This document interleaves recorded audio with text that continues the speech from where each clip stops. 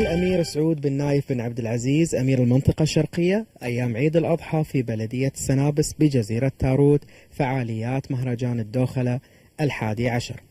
ويستهدف المهرجان إرساء مفاهيم تطبيقية للتوعية والتنمية البشرية في مجالات ثقافية واجتماعية وصحية ومهنية من خلال فعاليات وبرامج مختلفة.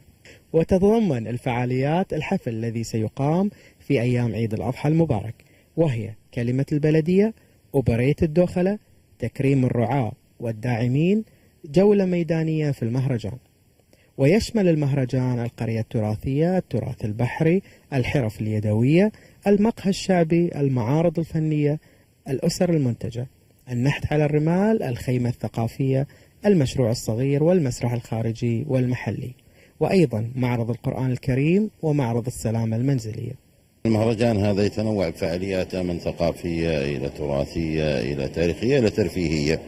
هو طبعا يجسد الماضي التليد للمملكة العربية السعودية، المنطقة هذه بالذات يعني تركيز، ولكن يشمل كذلك مناطق المملكة ككل، وفي نفس الوقت يركز على الحاضر المجيد اللي نعيشه احنا، وعلى مكتسبات الوطن، وعلى ضرورة اللحمة الوطنية والمحافظة على هذه المكتسبات، بالإضافة لأمور توعوية كثيرة. حاولنا في هالنسخة هذه ان احنا نركز على الجودة، على النوعية في البرامج او الفعاليات المعدة له، واتمنى الليلة هذه أولى هذه الفعاليات وهو بريت الدوخلة.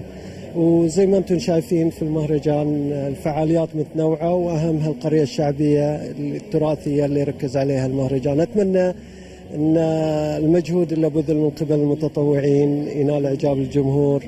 مهرجان الدوخلة مهرجان كبير جدا، في أكثر من 15 إلى 16 فاعلية.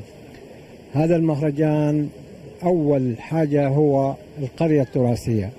القرية التراثية عندنا كل ما يتعلق بالتراث القديم من المهن التي كان أهالينا من يزاولوها. إذن هذه هي جولتنا مشاهدينا الكرام في مهرجان الدوخلة.